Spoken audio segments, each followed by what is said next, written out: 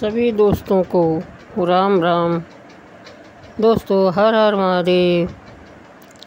दोस्तों सावन के महीने में किया गया हर व्रत फलदायी होता है। आप चाहे साप्ताहिक व्रत करें, चाहे महीने वाला व्रत करें और चाहे दैनिक व्रत करें। जो दैनिक व्रत जो रोज़ाना व्रत किए जाते हैं, सभी व्रत सावन के महीने में फलदायी होते हैं। दोस्तों शिव पुराण में बताया गया है कि 16 सोमवार व्रत विशेष कामना के लिए किया जाता है। आपकी कोई भी मनोकामना अधूरी है तो आप उसे पूरा करने के लिए 16 सोमवार का व्रत कर सकते हैं। इस व्रत को कोई भी कर सकता है। दोस्तों इस व्रत की विधि इससे पहले वाले वीडियो में बता दी गई है। आप इस व्रत की पूरी विधि जानने के लिए आप हमारा इससे पहले वाला वीडियो देख सकते हैं। अब चलिएगा 16 सोमवार व्रत की कहानी। दोस्तों यह व्रत सावन के महीने में शुरू किया जाता है और कार्तिक सुदी एकादशी के आसपास यह व्रत पूरा होता है। इसमें 16 सोमवार विधि विधान से व्रत करते हैं और 17वें सोमवार को इस व्रत का उद्यापन किया जाता है। इससे सभी मनोकामनाएं पूरी होती है। तो इसकी कहानी इस प्रकार है।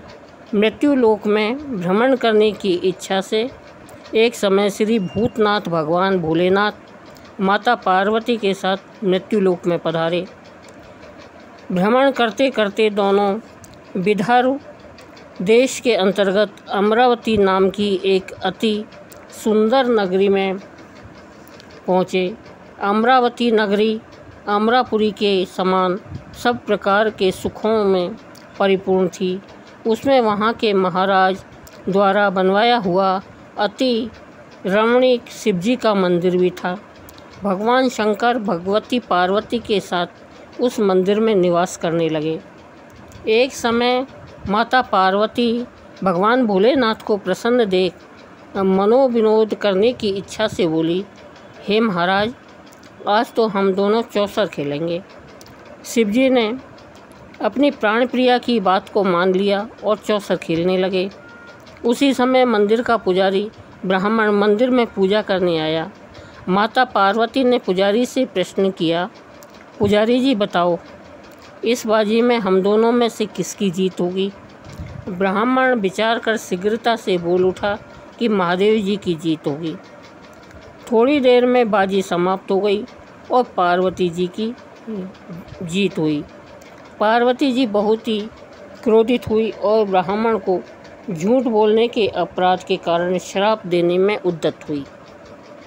भोलेनाथ ने माता पार्वती को बहुत समझाया, परंतु उन्होंने ब्राह्मण को कौड़ी होने का श्राप दे ही दिया। कुछ समय बाद पार्वती जी के शाप बस पुजारी के शरीर में कौड़ पैदा हो गया। वह अनेक प्रकार से दुखी रहने लगा। पुजारी को कष्ट भोगते हुए जब बहुत दिन हो गए, तब एक दिन देवलोक की अप्सराएं शिवजी की पूजा हेतु उसी मंदिर में पधारी। पुजारी के कौड़ के कष्ट को देख उसने बड़े दयाभाव से उससे रोगी होने का कारण पूछा।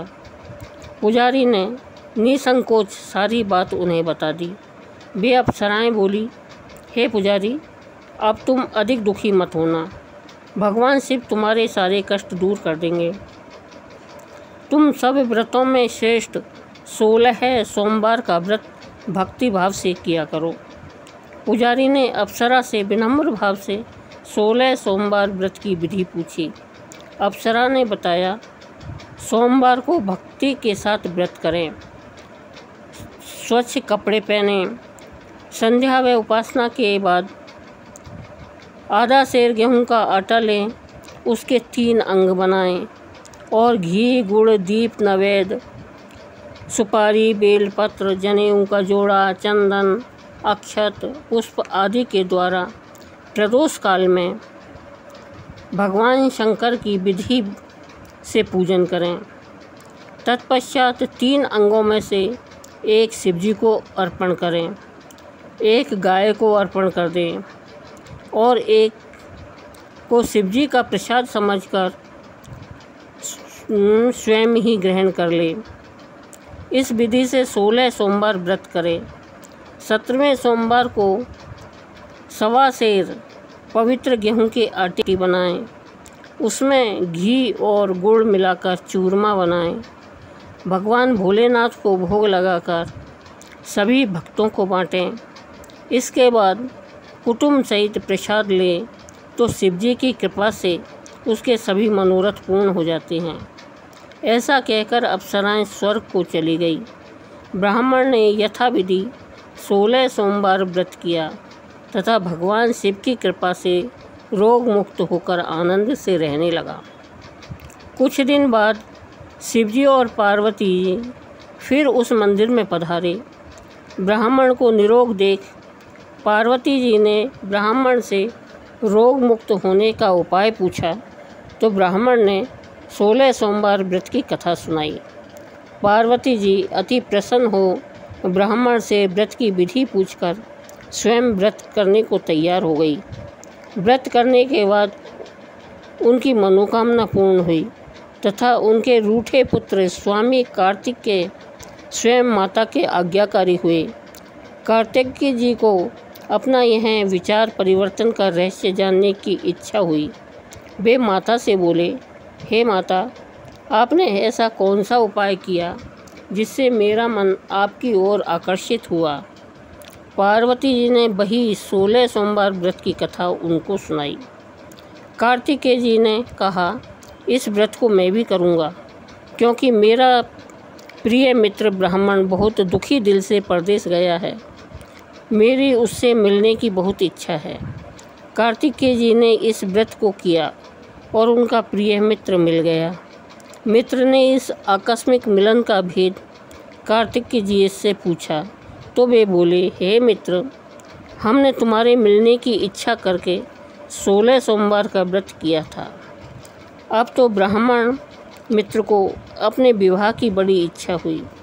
उसने कार्तिकेय जी से व्रत की विधि पूछी और यथाविधि व्रत किया। व्रत के प्रभाव से जब यह किसी कार्यवश विदेश गया तो वहाँ के राजा की लड़की का स्वयंवर था।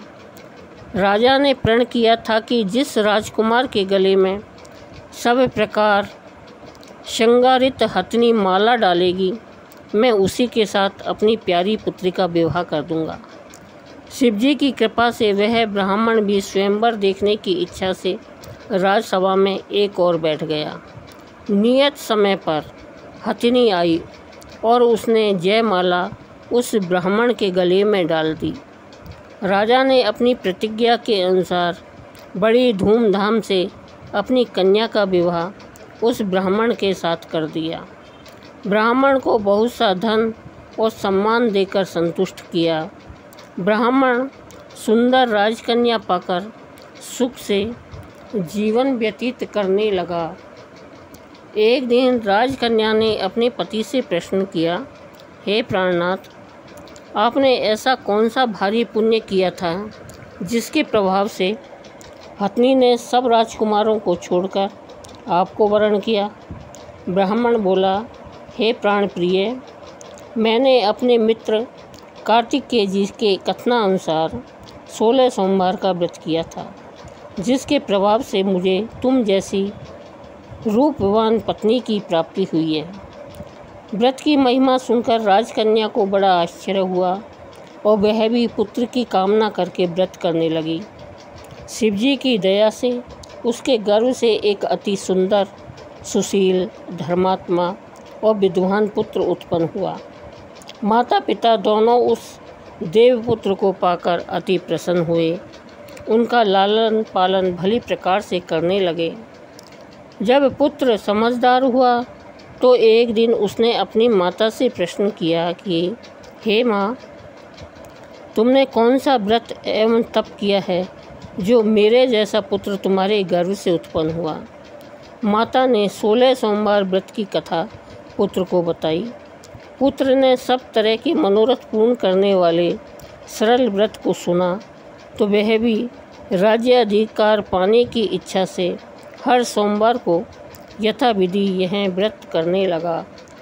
व्रत शुरू होने के बाद एक देश के वृद्ध राजा के दूतों ने आकर उसको राजकन्या के लिए वरण किया। राजा ने अपनी पुत्री का विवाह ऐसे सर्वगुण संपन्न ब्राह्मण युवक के साथ करके बड़ा सुख प्राप्त किया। वृद्ध राजा के दिवंगत हो जाने पर इसी ब्राह्मण युवक को सिंहासन पर बैठाया गया, क्योंकि दिवंगत राजा के कोई पुत्र नहीं था। राज्य का उत्तराधिकारी होकर भी वह ब्राह्मण पुत्र 16 सोमवार का व्रत करता रहा। जब 17वां सोमवार आया तो ब्राह्मण पुत्र ने अपनी प्रियतमा से पूजन सामग्री लेकर शिव पूजा के लिए शिवालय में चलने को कहा, परंतु उसकी पत्नी ने उसकी आज्ञा की परवाह न की। दास दासियों द्वारा सब सामग्रियां शिवालय में भिजवा दी, परंतु आप नहीं गई। जब राजा ने शिवजी का पूजन समाप्त किया तब आकाशवाणी हुई, हे राजा, अपनी इस रानी को राजमहल से निकाल दे, नहीं तो यह तेरा सर्वनाश कर देगी। आकाशवाणी सुनकर राजा के आश्चर्य का ठिकाना नहीं रहा। उसने मंत्रणा गृह में आकर अपने सभासदों को बुलाकर पूछा कि हे मंत्रियों, मुझे आज शिवजी की आकाशवाणी हुई है कि राजा तू अपनी इस रानी को निकाल दे, नहीं तो ये तेरा सर्वनाश कर देगी। राज्य में मंत्री तथा सभासद आदि सब विस्मय और दुख में डूब गए, क्योंकि जिस कन्या के कारण राज्य मिला है राजा उसी को निकालने का जाल रच रहा है। यह कैसे हो सकेगा। राजा ने अपनी पत्नी को राजमहल से निकाल दिया। रानी दुखी हृदय से भाग्य को कोसती हुई नगर के बाहर चली गई। फटे वस्त्र पहने, भूख से दुखी, धीरे धीरे चलकर वह एक गांव में पहुंची। वहां एक बुढ़िया सूत काट कर बेचने जाती थी। रानी की करुण दशा देखकर बोली, चल तू मेरा सूत बिकवा दे, मैं वृद्ध हूँ, भाव नहीं जानती हूँ। यह बात सुन रानी ने बुढ़िया के सिर से सूत की गठरी उतार कर अपने सिर पर रख ली। थोड़ी देर बाद आंधी आई और बुढ़िया का सूत पोटली सहित उड़ गया। बेचारी बुढ़िया पछताती रह गई और रानी को अपने से दूर रहने को कहा।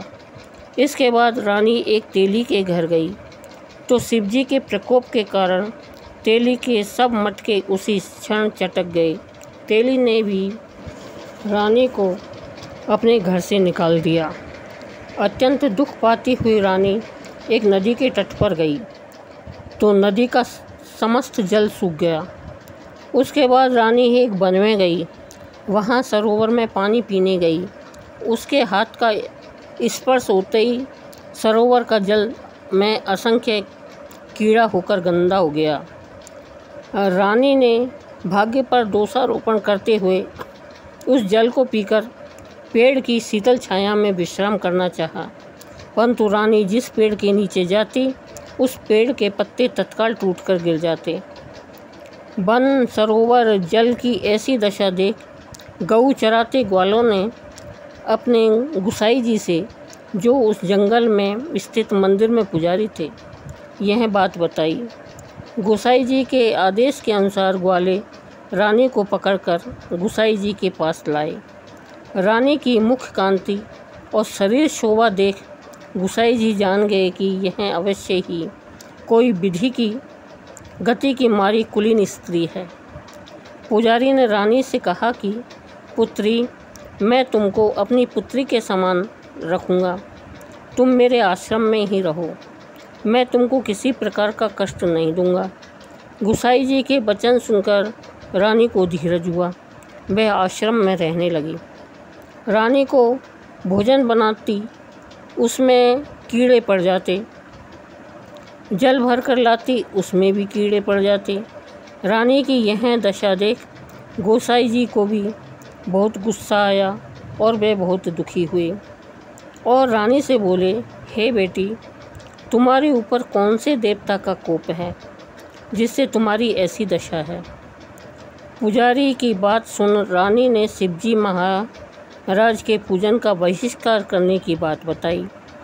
तो पुजारी शिवजी महाराज की अनेक प्रकार से स्तुति करते हुए रानी से बोले कि पुत्री, तुम सब मनोरथ पूर्ण करने वाले 16 सोमवार व्रत को करो। उसके प्रभाव से अपने कष्ट से मुक्त हो सकोगी। गुसाई जी की बात मानकर रानी ने 16 सोमवार व्रत किए। 17वें सोमवार को विधि विधान सहित पूजन किया। उस पूजन के प्रभाव से राजा के हृदय में विचार उत्पन्न हुआ कि रानी को गए बहुत समय बीत गया, न जाने कहाँ कहाँ भटकती होगी, उसे ढूंढना चाहिए। यह सोच रानी को तलाश करने के लिए राजा ने चारों दिशाओं में दूत भेजे। वे दूत रानी को ढूंढते हुए पुजारी के आश्रम में पहुँचे। वहाँ रानी को पाकर पुजारी से रानी को अपने साथ ले जाने का आग्रह करने लगे, परंतु पुजारी ने मना कर दिया। दूत चुपचाप लौट आए और महाराज को रानी का पता बतलाया। रानी का पता पाकर राजा स्वयं पुजारी के आश्रम में गए और पुजारी से कहा, महाराज, जो देवी आपके आश्रम में रहती है वह मेरी पत्नी है। शिवजी के कोप से मैंने इसको त्याग दिया था। अब इस पर से शिवजी का प्रकोप शांत हो गया है, इसलिए मैं इसे लेने आया हूँ। आप इसको मेरे साथ जाने की आज्ञा दीजिए। गुसाई जी ने राजा के वचन को सत्य समझकर रानी को राजा के साथ जाने की अनुमति दे दी। गुसाई की आज्ञा पाकर रानी प्रसन्न होकर राजा के साथ महल में आई। नगरवासियों ने नगर द्वार तथा नगर को तोरण एवं बंदरवारों से विविध विधि से सजाया। घर घर में मंगल गान होने लगे। पंडितों ने विविध वेद मंत्रों का उच्चारण कर अपनी राजरानी का स्वागत किया। ऐसी अवस्था में रानी ने अपनी राजधानी में प्रवेश किया। महाराज ने ब्राह्मणों को अनेक तरह से दान आदि देकर संतुष्ट किया। याचकों को धन धान्य दिया।